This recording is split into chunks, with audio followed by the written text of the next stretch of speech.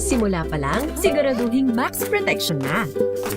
Kasi pag kulang ang proteksyon, baka madaling masira. Sa ngipin, dapat may max protection din. Max Alaga ng Unique Toothpaste. With Max Protect Formula, helps stop cavities before they start, while keeping breath fresh. Try Unique Maximum Fluoride Protection. Para Max Alaga, Max Protektado. ACS. Wow, ang saya. Isang barangay na labada, puro mancha pa. Goodbye, pahinga. Mommy, isang laba lang yan sa Pride Bar Blue. May powerful stain-away enzymes na malupit sa dumit mancha. At di masakit sa kamay. Isang laba lang yan. Hello, pahinga. Hello, Pride Bar Blue. ACS. Tinesting, sinuri, siniyasan. Ang resulta? Super effective ang Shield sa pagpatay ng bakterya at virus. Shield Antibacterial Soap. Believe ang mga eksperto sa Philippine Nurses Association. At si Mami, Tiwala ako sa Shield. Shield Antibacterial Soap. Napatunayang mabisa. Ang mga nurse, tiwala. ACS. Amoy forever. Amoy LQ. Amoy New Caleb Berry Blooms. Amoy kalat, amoy good vibes. May nagbago. May arte. May budget. Kala nyo lang yon. So solid. White rose papaya, wow, white rose. White rose papaya, wow, white rose. White rose papaya. May glow up with a white rose papaya. White Rose Papaya. May puti power times 2 kasi may papaya at niacinamide. May shea butter and tea tree oil pa. Kutis sulit ang glow up. Glow up with a white rose papaya. White Rose Papaya. Kutis sulit ang glow up. ACS. Jiggy Manikad po. Bilang isang broadcaster, mahalaga sa akin ang tamang impormasyon. Sa lahat ng bagay, kahit sa food supplement, mapanuri ako. Kaya dito ako sa subok ng MX3 capsule. Ito'y may alpha, beta at gamma mangosteen. Para sa akin, sigurado ako sa MX3 capsule. Dito ako believe. Mahalagang paalala, ang MX3 capsule ay hindi gamot at hindi dapat gamiting panggamot sa anumang uri ng sakit. Amoy forever. Amoy LQ. Amoy New Caleb Berry Blooms. Amoy kalat, amoy good vibes. Healthy Minute, hatid sa inyo ng MX3. Hi, this is Dr. Edwin Bien. O yung iba dyan, baka nag-cheat day ka na naman. Baka papunta na naman kayo sa Eat All You Can. Marami nga sa inyo dyan sasabihin, kakainin ko to.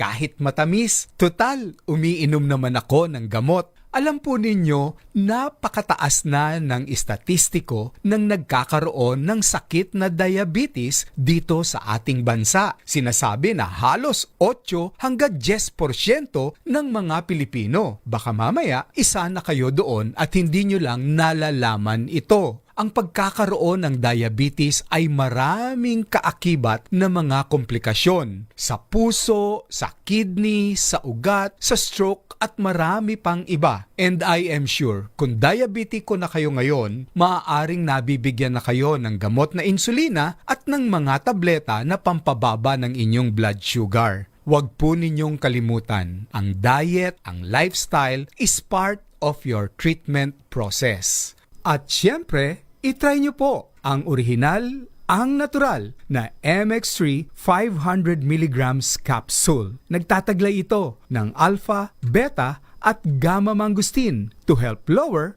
your blood sugar naturally. Itry nyo po. Available naman ito sa merkado ang alpha, beta at gamma mangosteen. O, hinay-hinay sa cheat day ha?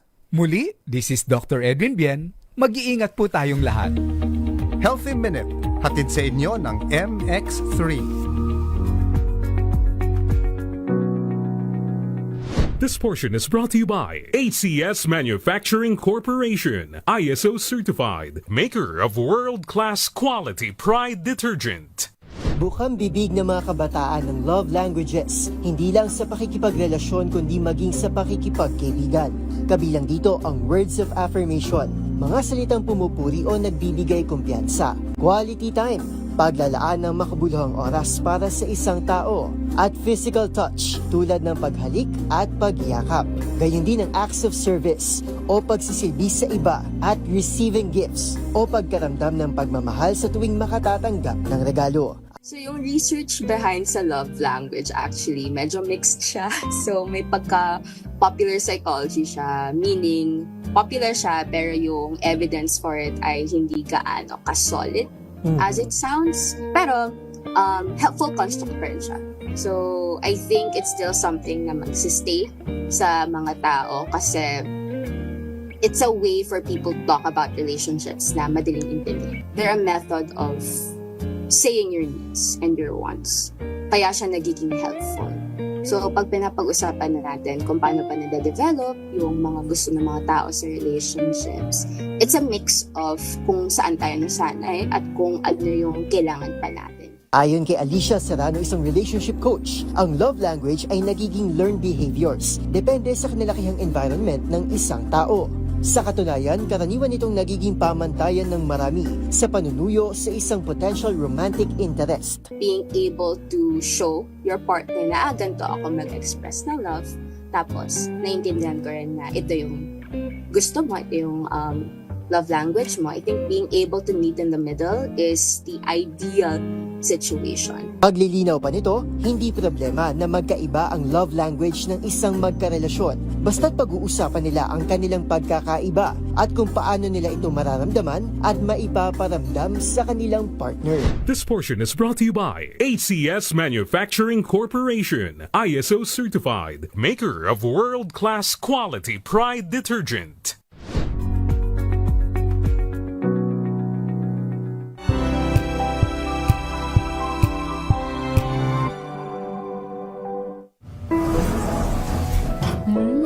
Amoy forever.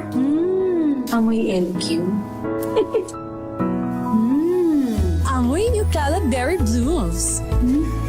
Amoy Cala, amoy good vibes.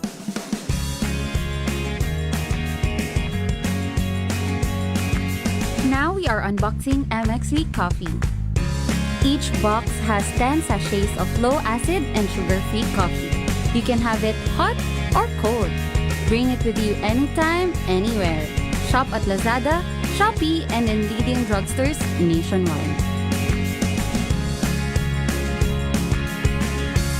Hello, Washi! Laundry day na naman! Yay! Anong meron? Mancha ng chocolate, putik, may libag pa! Kaya natin yan! With Pride Washing Machine Detergent, may triple stain-away formula. Tanggal ang makapit, madikit, at malupit na tumitmantsa. Kaya easy-easy ang labada. Mula noon hanggang ngayon! All you need is pride. All you need is pride. ACS. Cheese tuwing Sunday morning, samot-saring usapan. Anything from A to Z, sagot na yan ng Diyosa ng Bayan. Diyosa Cruzat at ng nag-iisang hiyas ng radyo, Wina Pearl Hesoro sa Huntahan. Huntahan.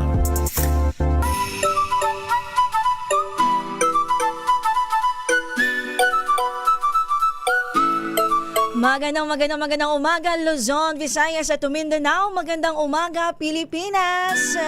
Sunday na naman po. Today is January 25, 2026, ang huling linggo sa buwan ng Enero.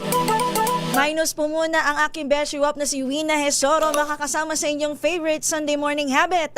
Ako po si Josa Cruzat para sa DZRH, una sa Pilipinas, una sa Pilipino. Alam naman po natin kahit last week na ng January, hindi pa rin naman po huli ang lahat. Para tayo ay mag New Year's resolution, para ilista kung ano nga ba yung mga goals natin na gustong-gusto nating makamit this 2026. Madami tayong pwedeng ilista.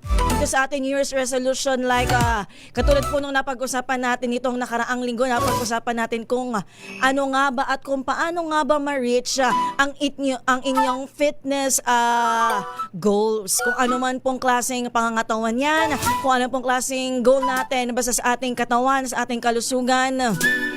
Hindi pa po huli ang lahat. Pero maliban po sa fitness goals, isang goal na dapat po nating gawin kahit papaano ay simulan ngayong bagong taon 2026 ay kung paano nga ba talagang maabot ang financial goals natin sa 2026.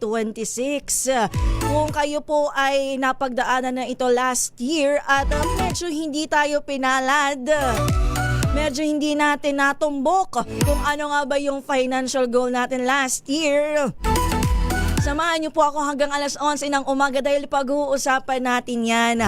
Bakit nga ba importante ang financial goals? Tsaka kung ano-ano ba yung mga tips, kung ano yung dapat natin unahin, at kung ano bang klaseng financial system ang dapat nating gawin kung tayo ay minimum wage earner, kung tayo ay ordinaryong manggagawang Pilipino, ano nga bang swak na financial ang ating dapat simulan. Katulad yan. Katulad ko, ano nga ba ang pwedeng financial goal para sa isang katulad ko? Dahil simpleng ordinaryo at simpleng Pilipino lang din naman tayo. Siyempre, ipadala ang inyong mga komento, inyong mga katanungan. May makakausap tayo later on na isang financial management expert. Baka meron kayong katanungan sa kanya, maaari po ninyong i-comment sa ating YouTube channel, DZRH News Television. Live po tayo dyan. Gayon din po sa ating Facebook Live via DZRH News. Gayon din po sa ating text line, 0919-282-6485. Ulitin ko po ang ating text line, 0919-282-6485. Magko-commercial lang po tayo saglit. Tayo lang po yung maghahanap buhay. Nasa Zoom na natin si Mr. Vince Rapisura. Makakasama natin mamaya isang financial management expert. Pero tayo po muna ay mabilis na maghahanap buhay muna ang ating oras 10:17 ng umaga. Ang oras na yan.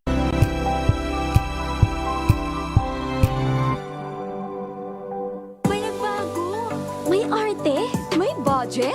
Akala nyo lang yon. So solid. White Rose Papaya, wow, White Rose. White Rose Papaya, wow, White Rose. White Rose Papaya. May glow up with a White Rose Papaya. White Rose Papaya. May puti power times 2 kasi may papaya at niacinamide. May shea butter and tea tree oil pa. Kutis sulit ang glow up. Glow up with a White Rose Papaya.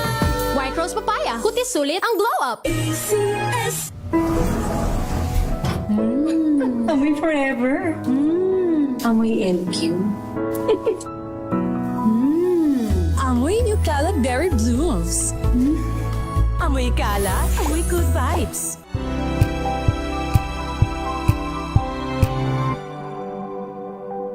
Wow, ang saya. Isang barangay na labada, puro mancha pa. Goodbye, pahinga. Mommy, isang laba lang yan sa Pride Bar Blue. May powerful stain-away enzymes na malupit sa dumit mansya. At di masakit sa kamay. Isang laba lang yan. Hello, pahinga. Hello, Pride Bar Blue. ACS.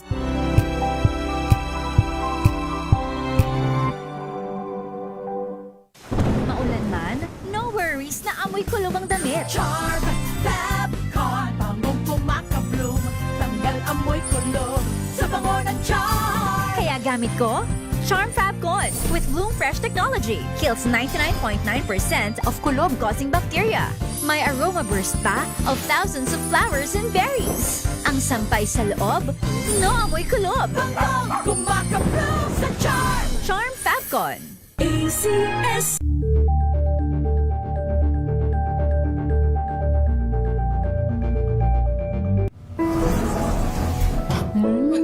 Amoy forever. Amoy LQ. Amoy New Cala Berry Blooms. Amoy Cala, amoy good vibes.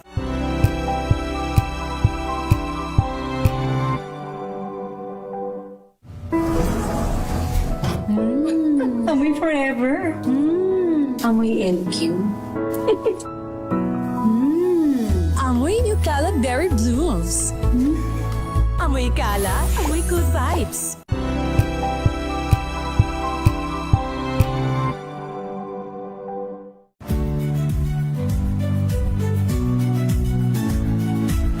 Magandang araw mga kaibigan. Ito po ang inyong balerina ng bayan, si Lisa Makuha Elizalde, na nag-aanyaya sa inyong samahan kami at ang aming mga espesyal na panauhin para sa kalahating oras ng masayang kwentuhan sa aming programang Art to Art, kung saan ang usapang sining at kultura ay para sa lahat. Huwag kaliligtaan, tuwing linggo, alas 3:30 ng hapon, dito lamang sa DZRH Radio, DZRH TV, at via online streaming.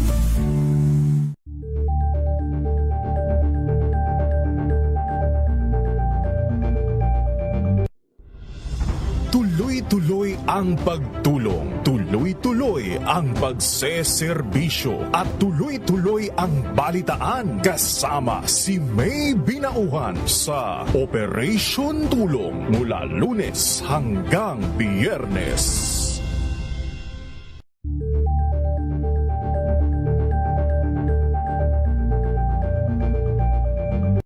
Bunsod ng naitalang 17 individual na ang kanilang naaresto. Metro Manila Development Authority o MMDA ang No Contact Apprehension Policy o NCAP sa Metro Manila. Sa ang ilang mga dokumento ay peke. Hindi rin legal ang employment na ipinangako sa kanila. Sa mata ng batas, mananagot ang sangkot at may sala. Dahil sa bawat paglabag, may karampatang parusa. Alamin ang mga pananagutan sa likod ng mga bawal. Dito sa Hoy! Bawal Yan! Tuwing Sabado, alas 11:30 ng umaga. Dito lang sa DZRH TV.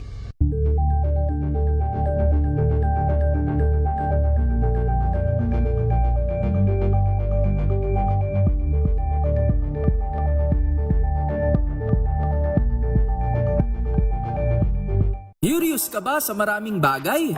Kami na ang bahala dyan. Aalamin, tutuklasin at bibigyang linaw namin ang mga katanungang bumabagabag sa inyong isipan. Sa programa kung saan ang bawat sagot ay galing lamang sa mga eksperto. Ang Expert's Opinion, tuwing linggo alas 3 ng hapon, dito lang sa DZRH TV.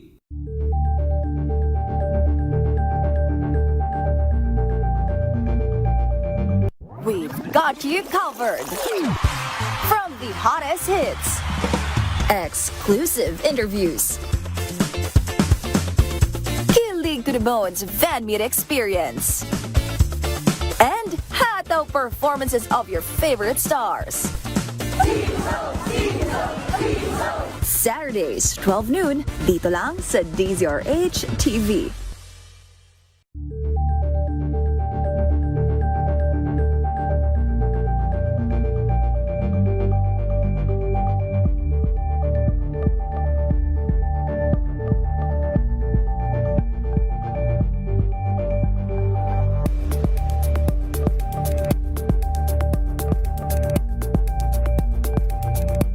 Alamin ang mga maiinit na isyung pambayan, mga balitang kailangan mong malaman, usapin sa pamahalaan, politika, ekonomiya at kabuhayan. Ito ang mga dapat mong malaman, pakialaman at pag-uusapan dahil kay Pilipinas ang ating oras, 10:23 na po ng umaga, at pag-uusapan po natin sa episode ngayon ng Huntaan ay kung paano nga ba talagang maaabot ang financial goals sa 2026. Makakasama natin live via Zoom si Mr. Vince Rapisura, isang financial management expert. Magandang umaga po, Sir Vince. Magandang umaga, Josa, at Happy New Year sa'yo. At syempre maraming salamat sa tiwala para makapagbahagi muli ang inyong financial guro sa inyong programa. Ayan. Last December po, nakasama ninyo si Wina. Ngayon ako naman po mag-isa lang. By the way, Mr. Vince, una sa lahat, maraming Pilipino, puntahan na natin kagad ang ating topic. Maraming Pilipino ang nagsasabi na, naku, this year mag-iipon na talaga ako. Di ba parang taon-taon naman talaga yan. Bakit mahalaga po ba, Sir Vince, mag-set ng financial goals sa simula pa lang ng taon, unlike kapag kalagitnaan or patapos na ang taon? Actually, anytime para sa akin, Josan, no, anytime yung kakaroon natin ng purpose sa buhay at pagtatalaga ng financial goals, mahalaga yan. Hindi natin kinakailangan na antayin parati ang umpisa ng taon para magsimula, no? Kasi ang cycle ng buhay ay hindi lang yan every year, no? Mahaba ang buhay natin. Kaya mahalaga na maglagay tayo pa rin ng goals natin sa buhay kasi ito ang magbibigay kahulugan, no, kung paano gawain. At dahil diyan kailangan magkaroon tayo ng focus at saka commitment, no? Kapag tayo ay magtatalaga ng ating mga life goals nga ang tawag ko diyan kaysa financial goals. Okay po. Pero ano po ba, Sir Vince, ang common mistake ng mga tao kapag nagsaset sila ng goals sa buhay, maliban sa financial goals, ano po yung common mistake nila?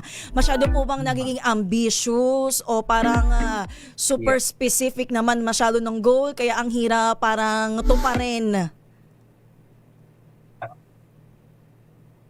Go ahead po, Sir Vince. Actually, ang pinaka-epektibo na nakita ko para sa mga financial goals ay kung ito ay gagawin natin one at a time, no, one goal at a time yung ating gagawin. Instead na pinagsasabay-sabay natin yung ating mga financial goals. Kasi kapag kunwari pinagsasabay-sabay natin ng mga gawain sa bahay, ano, mamamalansya ka, maglalaba ka, magluluto ka, wala kang matatapos. Kailangan isa-isahin mo yon para may matapos ka. And psychologically, kapag tayo po ay mayroong natatapos na mga goals natin, mas ginaganahan tayo na gumawa pa ng mga panibagong goals natin at ma-achieve natin yung mga yon, ano? Kaya yun yung isa, no? Tapos pangalawa, kailangan bumuo din tayo ng ating community, no? Okay. Umiwas tayo sa mga bad influence sa buhay, Josa, di ba? Tama po. Lalo na yung mga taong madaling ma-influensyahan, di ba, Sir Vince? Yes. Oo. So yung mga bad influence sa buhay natin, bawas-bawasan natin, tapos humanap tayo ng good influence sa buhay natin. So iwas muna tayo sa mga gastador, iwas muna tayo sa mga kaibigan natin na palautang, at makipagkaibigan tayo sa mga taong marunong mag-ipon at marunong na mag-invest, ano? At kailangan i-involve natin ang ating pamilya, no, diyan. Tama. Kasi kapag ang kaibigan mo, lagi ka na lang nakachat, lagi ka na lang sinasali sa group chat na Taiwan 2026, Vietnam 2026, Singapore 2026, lahat ng pera palabas, di ba, Sir Vince? Oo. Actually, no, usually kasi yung mga wants na ganyan, lalo na ang bakasyon, Josa, ay sa tingin ko nadidemonize, ano? Pero actually, isang magandang paraan yan para matuto kang mag-ipon at mag-invest. Kasi may tamang paraan para tuparin natin ang mga pangarap natin, ang mga ninanais natin sa buhay. Hindi masama ang magkaroon ng goal na tayo ay magbakasyon sa Taiwan, no? Kung saang bansa man yan, ano? Basta hindi natin ito inuutang. Kasi kapag inutang natin yung panggastos natin dyan, ibig sabihin, hindi pa natin kinikita ay ginagastos na natin. Ang pinakamagandang gagawin natin dyan, ang pinaka-basic ay mag-ipon, pero ang mas epektibo ay kung gagamitin natin yung tinatawag na passive income. Ang income mula sa mga investments natin, yan yung gagamitin natin na pambili ng mga wants natin. Okay. Ako, Sir Vince, ma-share ko lang ako. Ako kasi credit card holder ako. Tapos parang ang parang rule ko, hindi ko kaskas ang tawag diyan Hindi ko ikakaskas yung hindi naman kayang bilhin ng savings ko. 'Di ba? Tama po ba yung rule ko na 'yon? Very good ka actually, Josa, no? At kaya dapat ikaw ay maging magkaibigan pa ng maraming tao kasi tingin ko magiging kang good influence sa kanila. Ang rule ko nga dyan ay do not kaskas if you cannot pay in cash. Yan yon, no? At kapag meron tayong statement bill mula sa credit card, dapat buong-buo Tama po. po yung nababayaran kada statement due date. Kasi parang nang sa scam yung minimum na bayad daw, 1,000 lang. Sabi, ay, sobrang tipid nito, ganito na lang, minimum na lang ako lagi-lagi. Eh, hindi nila alam, may naiipon na interest doon. Di ba? Tama po ba, Sir Vince? Yes, no, ang interest sa credit card actually ang isa sa mga pinakamataas no na naipapataw sa atin. Usually nagre-range yan ng 3% as high as 5% per month, ha? So ibig sabihin yan kapag end of the year, nasa 36% to 60% yan per annum. Napakataas at mabigat sa bulsa. Naku, napapakamot ulo yung mga credit card holders yan, mga natatamaan. Ay, pero reality check muna tayo, Sir Vince. Kasi di ba kapag ordinaryong manggagawang Pilipino, sabi, ay, wag na mag-ipon. Parang hindi din naman ako, parang ang hirap mag-ipon kasi sila ay, yung daily minimum na nasasahod nila, yun lang din yung pang-araw-araw nila na gastusin. So in the end, hindi sila nakakapagsubi kahit papaano, kahit cash man yan sa alkansya nila. Sa experience po ba ninyo, Sir Vince, o sa inyong expertise, realistic ba para sa ordinaryong manggagawa ang magkaroon ng financial goals tulad ng emergency fund, investments, or retirement fund, lalo na kapag parang nahihirapan naman sila mag-ipon lang kahit papaano sa loob ng isang araw? Oo. Actually, oo, no? At totoo naman yan. At magpapauna na ako na sana ang magkaroon ng unang New Year's resolution ay ang mga kurakot at ng mga contractors at politiko. Kasi sila yung nagpapabigat sa buhay ng bawat Pilipino. Dahil, Diyosa, kahit na anong sikap ang gagawin nating mga Pilipino, kung patuloy nila tayong nanakawan, ay mananatiling mahirap ang buhay natin, no? Pero doon sa kumikita ng nasa minimum wage lang, no, mga less than 20,000 pesos per month, ang gagawin lamang nila talaga ay dapat simulan na nila ngayon yan, no? At lagi kong sinasabi, no, ang pinakamabilis na paraan ng pagyaman ay kung tayo magdadahan-dahan. So, mag-ipon tayo ng paunti-unti hanggang sa masasanay din tayo at lalaki din yan over time, no? At ang pinakamaganda diyan ay magkaroon tayo ng purpose, no? Ikakabit natin yung iniipon natin sa pinanggigigilan nating bagay, ano? So kung ikaw kabataan ka pa lang, ano, at sabi natin kanina gusto nilang magbakasyon, kung pinanggigigilan mo yan, gawin mo yan yung purpose mo at yan yung gawin mong practice ground na mag-ipon at mag-invest. Tapos kapag nagawa mo na yan, it will become second nature to you. Ayun. Tama naman, Sir Vince, yung dahan-dahan. Kasi wala naman talagang napapalayang biglaan na yan. Diba? Ikaw lang ang mawawalan, ikaw lang ang magugutom. Diba, Sir Vince? Oy, pero mamaya, pag-uusapan naman natin. Para din yan. Sige, go ahead, Sir Vince. Go ahead po.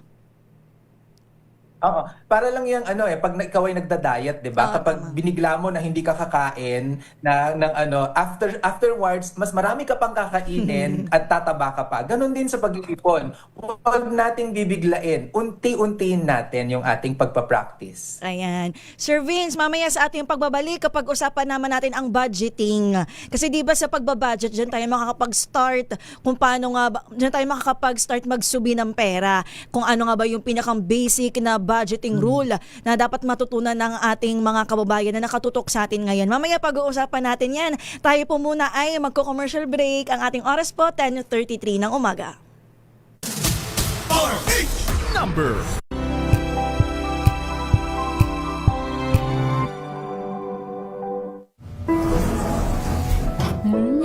Amoy forever. Amoy LQ. Amoy New Cala Berry Blooms. Amoy Cala, amoy good vibes.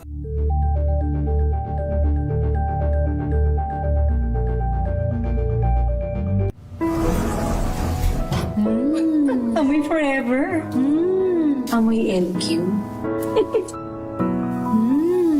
Amoy New Cala Berry Blooms. Amoy Cala, amoy good vibes.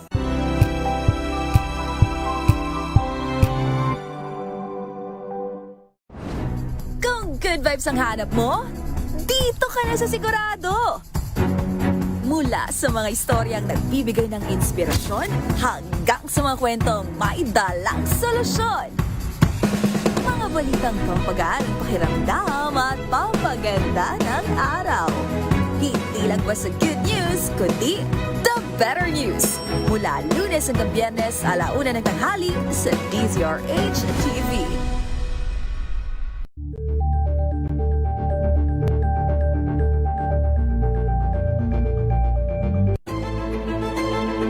Pakikinggan ang bawat panig. When you fight for justice, think about the queer people. Kung hindi kami magkukwento, sino ang magkukwento para sa amin? Ang mga panawagan, ipababatid. Hindi talaga ito masusing pinag-aralan ng gobyerno. The women who are beaten and abused. It's time to listen to their voices. Hayan ang iba't ibang boses, mga kwento mula sa iba't ibang anggulo. Dito lang sa Point of View. Mapapanood tuwing linggo, 12:00 ng tanghali sa DZRH TV.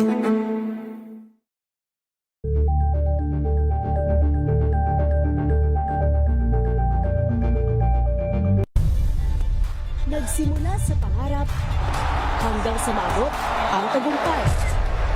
Iba't ibang kwento, iba't ibang mukha ng atletang Pilipino. Mas pinatindi, mas pinalakas, at mas pinaaksyon sa Match Point tuwing Sabado, 12:30 ng tanghali sa DZRH TV.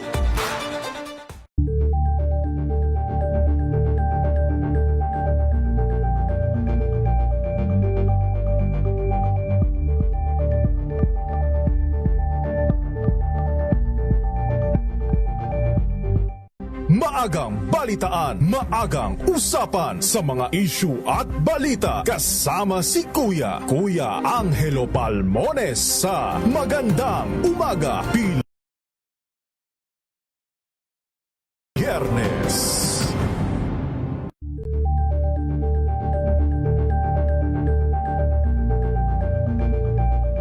Ambalang Anthony Taberna at Jerry Baha ang gigising sa inyong umaga dahil lalatay ang humahagupit na diskusyon at komentaryo Lunes hanggang Biyernes sa 2x2.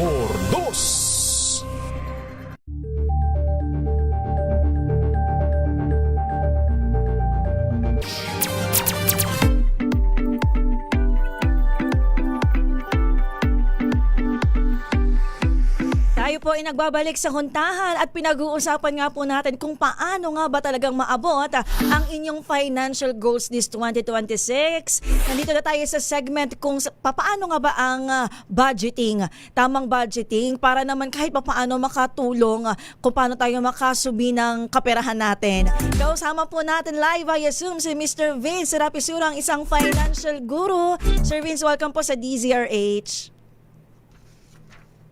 Maraming salamat ulit, Josan. No? Sir Vince, matanong ko po. Yun nga pinag-uusapan natin, yung budgeting. Ayan. So, paano? Ano nga po ba, Sir Vince, ang pinaka-basic na budgeting rule na dapat sundin? Unahin naman po muna natin ang isang individual bago tayo pumunta sa pamilya. Kasi ibang budgeting po kapag family na. Parang medyo mahirap kasi ang daming pinapakain, tapos 3 beses nakakain pa sa araw-araw. Yung mga kids, pumapasok pa sa school. Pero dito po muna tayo kapag individual, kapag sa single person, paano po ba ang pinakang basic budgeting? Actually, Josa, kapag kahit single or family naman, no, yung aking budgeting rule ay pareho lang kasi pwede naman siyang ma-apply whether individual or family. Basta ang uunahin lang, kapag tayo ay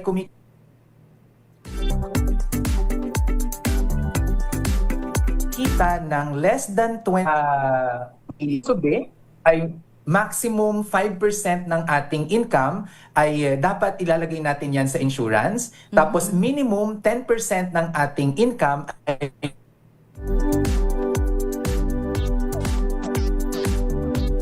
Medyo parang nagkakaroon na ng problema ang ating Zoom. RHTV, makikiayos naman po. Medyo parang importante lang ang sinasabi ni Sir Vince.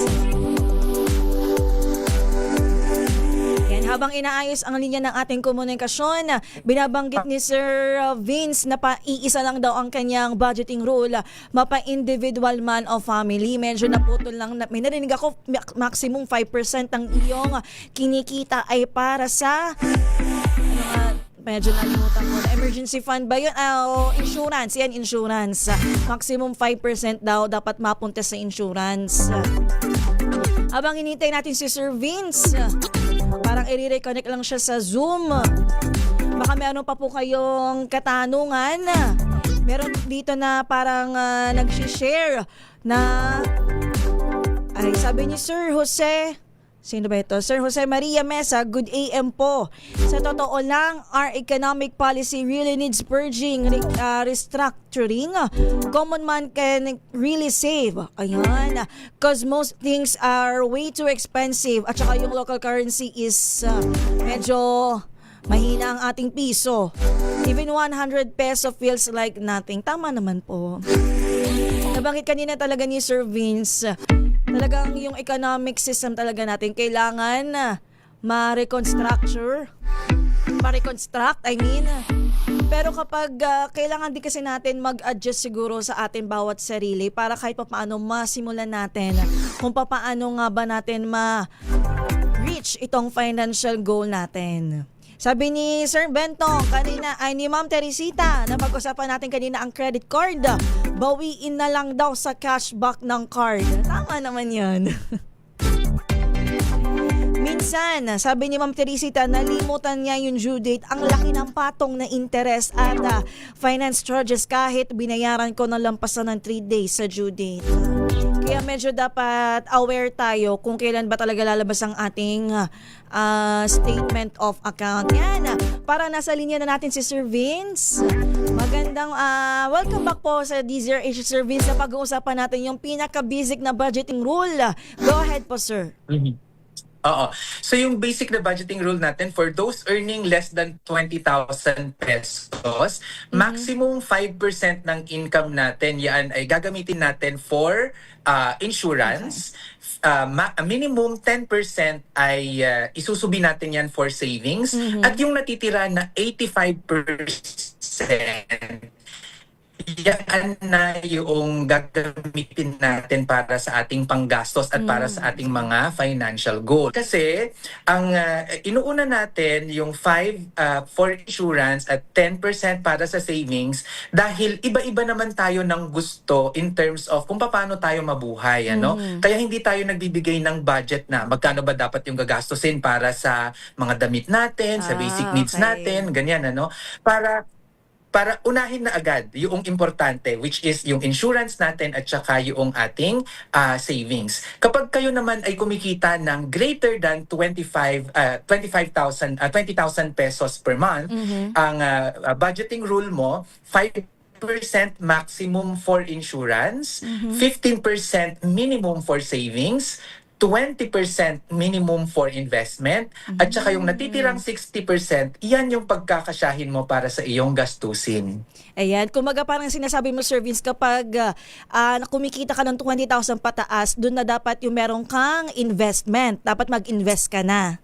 Dapat may parang percentage dun sa salary mo na pumapasok sa investment. Yes, oo. Yun kasi yung parang pinaproblema ng mga kababayan natin na minimum wage earners. At saka syempre, huwag natin kakalimutan. So go ahead, Sir Vince. Go ahead po. Oo. At saka, huwag natin kakalimutan na tangkilikin yung ating mga government programs. Kasi marami tayong mga magagandang government programs na tutugon sa ating mga financial goals. Ano? For example, sa ating retirement, nandyan ang SSS. Okay. Alam natin, maraming mga challenges pa sa SSS. Pero ito po ang ating pundasyon para sa ating retirement. At kapag kayo naman po ay gustong mag-ipon at magkaroon ng tax-free at mataas na dividendo o kita na makukuha, maganda po ang Pag-ibig MP2. Ayan. Yan na rin ang daan para magkaroon tayo ng pabahay. Ayun. Parang gusto ko nga dyan sa MP2 na yan. Ano ba yan, Sir Vince? Hanggang gaano kataas yung pwede mong ilagak dyan sa MP2? Oo. Ang pagkakaalam ko dati, sky is the limit. Pero may naririnig din ako na hanggang 10 million pesos daw. Pero ang minimum lang nito, Josa, ay 500 pesos lang. Okay. Pero dapat yun, di ba po yun ay parang, hindi ako nagkakamali, hindi mo talaga siya gagalawin? Gaano katagal mo po siyang hindi gagalawin? Oo. So ito ay, ang term ng Pag-ibig MP2 ay 5 years. Pero kapag nagkaroon ka ng emergency, kunwari nagkaroon ng malalang pagkakasakit sa pamilya, natanggal ka sa trabaho, ay pwede yon na ma-withdraw. Ayun. Paano naman po, ayun sir, kapag hindi naman nila, parang wala silang ipon pa para nga pumasok sa mga ganyang savings like MP2, kailan nila, ano dapat nilang gawin? Pero gustong-gusto nila. Yeah, oo. So ang pwede nating gawin, actually ang pinaka-basic naman ay matuto tayo na gumamit ng bank account. Ayan. So mag-open lang tayo ng mga ATM bank accounts. At kasi usually ang ATM bank accounts zero balance yan eh. Tapos maglagay tayo dun ng paunti-unti. Ang suggestion ko, mag-separate tayo ng bank account natin para sa pag-iipon natin at separate din yung ating payroll account o kung saan dumarating yung ating mga kita, no? Kapag sineseparate kasi natin yan, ay mas nakikita natin na ito hindi ko pwedeng galawin dahil ito ay pang-emergency lamang. At itong account naman na ito yung gagamitin ko pang gastos. Tama. Naku, pumasok ako dyan, dalawa ang akin. Savings as isa payroll. Pero tinatamad ako mag-save dun sa isa kong bank, kaya naiipon na siya sa payroll. Parang tinamad na. Oo. Ang gagawin mo lang dyan, Josa, ay gagawin mo siyang automatic, Kasi mayroon naman ng online banking ngayon at pwede mong i-schedule transfer, no? Pwede, yan yung isa sa mga pinaka-epektibong paraan para makaipon is to make your savings automatic. Dahil kapag pinag-iisipan mo yan every month na mag-iipin ka, naku, maa-analysis paralysis ka at maraming tentasyon, no? Kaya ang gagawin mo ay, so for example, kada kinsenas katapusan ng dating ng sweldo mo, naka-scheduled transfer na rin, papunta automatic sa kabila mong bank account yung savings portion. Para hindi mo na siya iniisip. Tama. Magawa nga yan mamaya pagkatapos natin dito. Sir Vince, sa ating pagbabalik, may isa pa tayong commercial. Pag-usapan naman natin yung mga kautangan, kung ano ba yung magandang utang at yung ano ba yung kaaway natin na utang na dapat hindi natin nga gawin. Isa din yang parang sagabal sa pag-iipon natin. Pero may mga instances kasi na hindi natin maiiwasang hindi mangutang. At maganda din naman na mangungutang tayo. May mga ganong instances din po ba, Sir Vince? Mamaya sasagutin mo yan sa ating pagbabalik. Meron pa po tayong 13 minutes before 11 in the morning.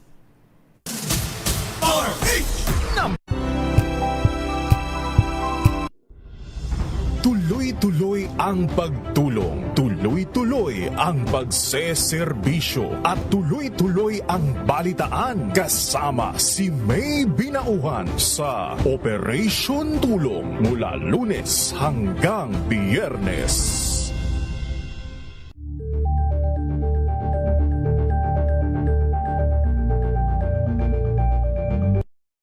Ng naitalang 17 individual na ang kanilang naaresto. Ng Metro Manila Development Authority o MMDA ang No Contact Apprehension Policy o NCAP sa Metro Manila. Sa ang ilang mga dokumento ay peke. Hindi rin legal ang employment na ipinangako sa kanila. Sa mata ng batas, mananagot ang sangkot at may sala. Dahil sa bawat paglabag, may karampatang parusa. Alamin ang mga pananagutan sa likod ng mga bawal. Dito sa Hoy! Bawal Yan, tuwing Sabado, alas 11:30 ng umaga. Dito lang sa DZRH TV.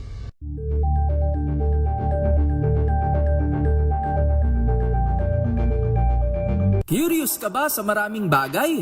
Kami na ang bahala dyan. Aalamin, tutuklasin at bibigyang linaw namin ang mga katanungang bumabagabag sa inyong isipan.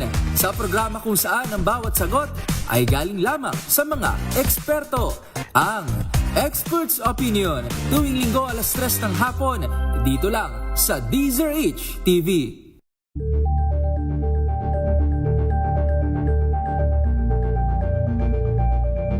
We've got you covered.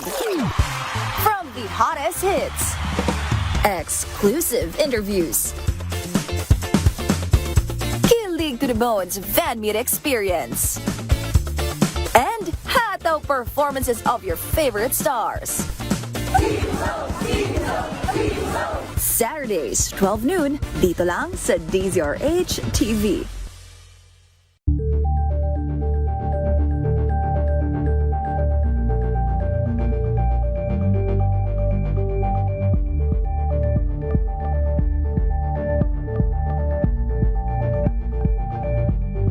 Alamin ang mga maiinit na isyung pambayan, mga balitang kailangan mong malaman, usapin sa pamahalaan, politika, ekonomiya at kabuhayan. Ito ang mga dapat mong malaman, pakialaman at pag-uusapan dahil kayo ang tinig ng mamamayan dito sa Damdaming Bayan.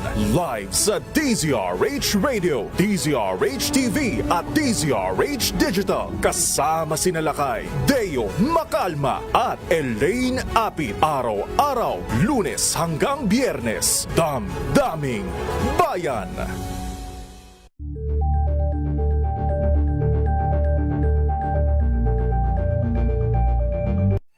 Mga balitang gigising sa inyong umaga. Mga balitang kailangan mong malaman. Mapapakinggan sa ACS Balita sa 2x2. Kasama sina Anthony Taberna at Jerry Baha. Lunes hanggang Biyernes.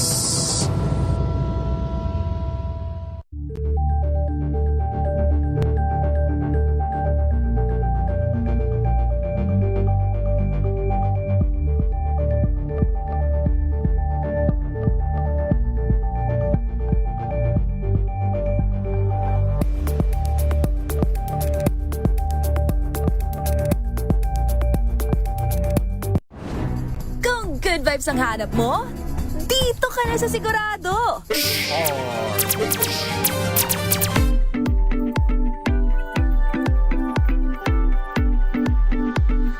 Meron na lamang po tayong 9 minutes bago mag-11 in the morning. Welcome back po, Sir Vince Rapisura. Hello! Ayan, pag-usapan naman natin, Sir Vince, kung ano nga ba yung good debt sa bad debt. Yung dapat na, di ba hindi naman may mga instances naman talaga na kailangan talaga natin mangutang at hindi naman masama ang mangutang. Pwede nyo po bang i-explain kung ano naman yung masamang utang sa ating mga kababayan na dapat nilang iwasan? Oo. So yung mga masamang utang, ito yung mga utang na hindi kumikita at saka ito rin yung utang na ginagamit natin for emergencies, ano? Unfortunately, sa kalagayan nating mga Pilipino, marami talaga ang mga umuutang dahil sa emergencies at kumakapit sa patalim, ano? At yan ay dahil sa maraming kadahilanan, nagkakasakit, may mga disasters tayo, ganyan, ano? Kaya nga, actually, ang nakita natin dito, no, sa utang na yan ay doon sa study namin na ginawa with Ateneo de Manila University na napondohan ng World Bank at saka ng Australian Aid, nakita na palasak ang pangungutang among Filipinos, no? Pero alam nila na hindi ito mabisa. No? Kaya lang, dahil nga kulang ang suporta mula sa gobyerno, ang ating mga social safety nets, napipilitan silang mangutang. So, sa utang, iiwasan natin na tayo ay gagawin natin yan kapag at tapos gagamitin natin sa hindi kumikitang bagay. Okay. Siguro, Sir Vince, paano naman kapag yung mga tao ngayon ay lubog na sa utang? Ano naman po ang mapapayo nyo bilang isang financial guru kung paano ba ito mabayaran kahit paano paunti-unti para hindi naman sila malubog na malubog? Kasi yung uutangin nila pangbayad sa utang, tapos mangungutang ulit, pangbayad sa utang. Parang gano'n na lang nagiging cycle. Paano po ba nila ito malalabanan? Alright. At tama yung sinabi mo, no? Yan yung dapat nang iwanan na kaugalian, yung utang gagamitin pambayad sa utang. Ibaon na natin yan sa 2025. Bagong buhay na po tayo ngayong 2026, ano? At ang gagawin natin, huwag nang dagdagan ang utang. At maganda rin yung sinabi mo kanina, Josa, no, na unti-unti na natin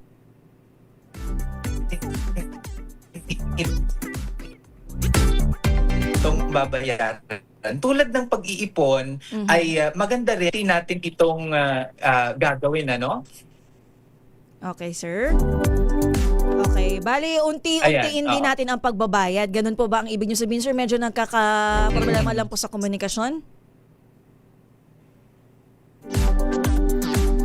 Oo nga, nawala ang aking wifi at naka-data lang ako ngayon dito. Nasa Davao kasi ako ngayon, no. Oo, okay po. Oo. Pero ang gagawin natin diyan, unti-untihin natin yung pagbabayad at saka kakausapin natin yung mga pinagkakautangan natin para magkaroon na ng ending yung ating utang. Usually kasi marami naman sa mga pinagkakautangan natin ay mga kaibigan natin o kaya mga kahit mga financial institutions, no, kausapin natin sila na ibaba ang interest, no, wag nang lagyan ng penalties para tayo ay mas makautang. We can always negotiate yung terms and conditions ng loans natin. Tama, communication is the key kasi yung iba kapag lubog na sa utang, talagang tatakbuhan na nila kasi wala na sa mindset nila yun eh. Speaking of mindset, ano ba, Sir Vince, ang pinaka-common na toxic money mindset ng mga Pilipino na dapat nilang iwasan? Halimbawa, lagi na lang, deserve ko to, parang healing my childhood. Di ba parang may uso yun ngayon? Toxic money mindset ba yan, Sir Vince? Oo. Para sa akin yung pinaka-challenging ay yung pag-uumpisa kasi marami na parang mag-iipon ako pero sabihin nila ay bukas na lang yan or next month na yan. Actually, the best time to start saving and fixing your financial behavior is now, no? Wag mo na siyang ipagpaliban. At doon naman sa mga nag-overspend, no, yung ating mga healing, yung inner childhood mo, ganyan. Oo. Baka mas magandang magpunta na lang po tayo sa therapist kesa sa tayo naman po ay gagastos. Kasi ang retail therapy to heal your inner childhood ay hindi po epektibo. Siguro kung sobra-sobra, Sir Vince, pero kapag yung saktuhan lang, pwede, napasok na sa banga.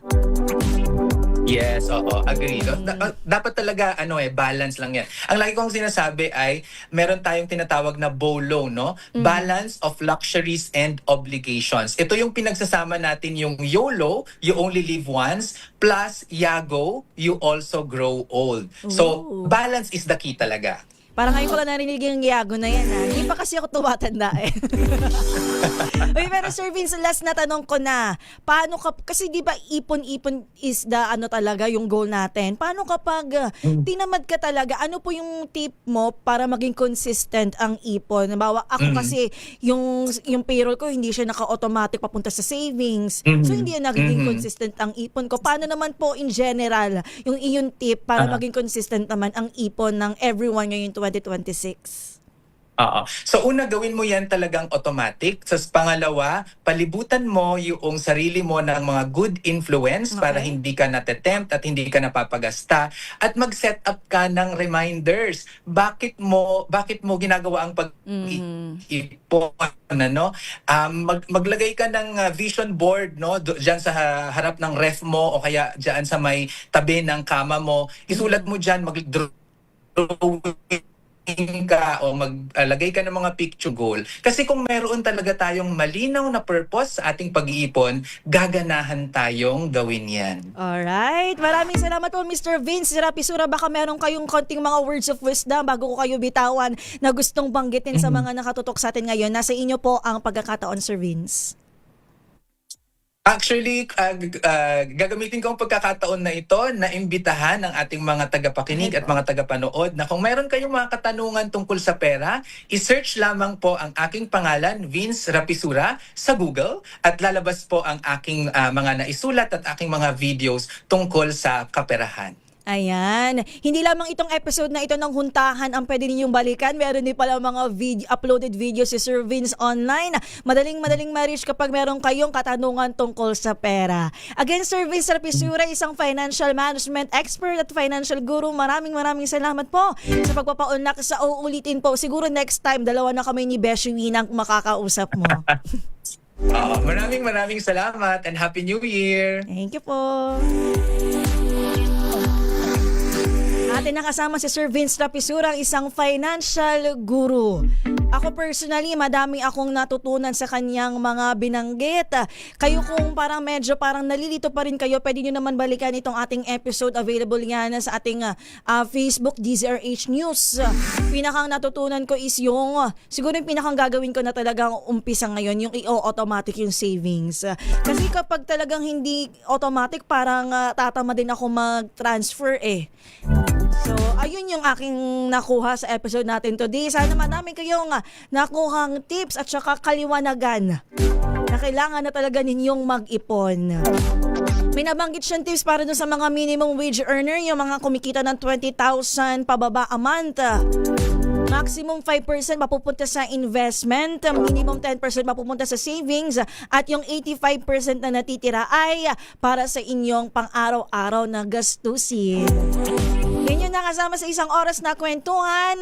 Inyong pong kahuntahan, ako po si Josa Cruzat. Until next Sunday, kasama ko na po si Wina Pearl. Ito po ang kabuuan ng ating huntahan ngayong January 25, 2026. Ako po ulit si Josa Cruzat. Pilipinas ang ating oras. Sakto 11 in the morning.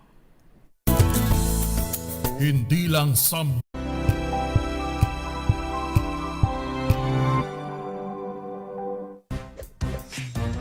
Ang galing-galing mo. Smart dishwashing paste ko. Pritong ulam na masebo, plano ng kaldero. Tanggaling for everyday. Ganyan pag smart ang dishwashing paste. May double tanggaling formula. Tanggal ang sebo, tanggal ang bakterya. Pahit para walang bahid, linis fantastic sa metal at plastic. Number 1 ko to. Tanggaling-galing mo. Smart dishwashing paste. ACN.